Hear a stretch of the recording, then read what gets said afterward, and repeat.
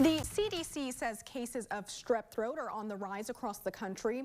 Joining me now to talk about that is our chief medical contributor, Dr. Ryan Stanton. So thank you so much for being here with us today. Absolutely.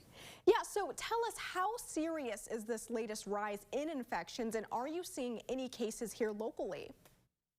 Yeah, absolutely. We're seeing a fair amount of strep throat. The thing is, it's around almost all the time.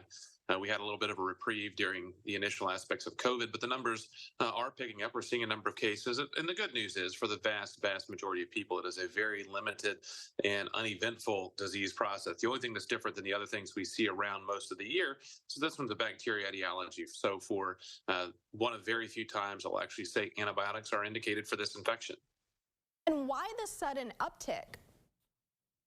I think a lot of it's just once we see these germs and things around, they do tend to pick up and spread around. This one is one that is spread by droplets, so coughs, sneeze, contaminated surface, things of that nature. So, once we have exposure, especially within schools, daycares, long-term care facilities where people are in close proximity, you're going to see those increase. What are some of the main symptoms to look out for?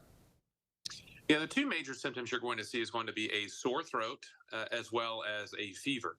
Now, if you happen to look back in the throat and look at those tonsils, you're going to see that they're going to be beefy and red, inflamed with this almost pus-appearing layer on them. And so you can actually identify it from looking at it for the vast majority of cases. But the key things for everybody out there is going to be that significant sore throat with fever for most people. But keep in mind, we do have a lot of viral pharyngitis going around right now as well. So a simple lab test, a swab, a rapid strep screen is the way to go. But also keep in mind that some people are carriers, which means they will always test positive. And so you want to keep that in mind as people are, if you are somebody that always tests positive, the screen itself may not be helpful. It's really going to be based on the symptoms and how the back of that throat looks. And talk more about that. How can people avoid catching this infection? Yeah, the most important thing is for those that have symptoms or have strep, one, to get treated. The treatment for the vast majority, those that are not penicillin allergic, is a simple penicillin injection or a course of amoxicillin. And when might we see cases begin to slow down, or will we? Now we'll see them. We'll see them wax and wane all through the year. I mean, typically, once we get into later spring and early summer, we'll see cases significantly drop off. Okay, thank you again for being here today. I appreciate it.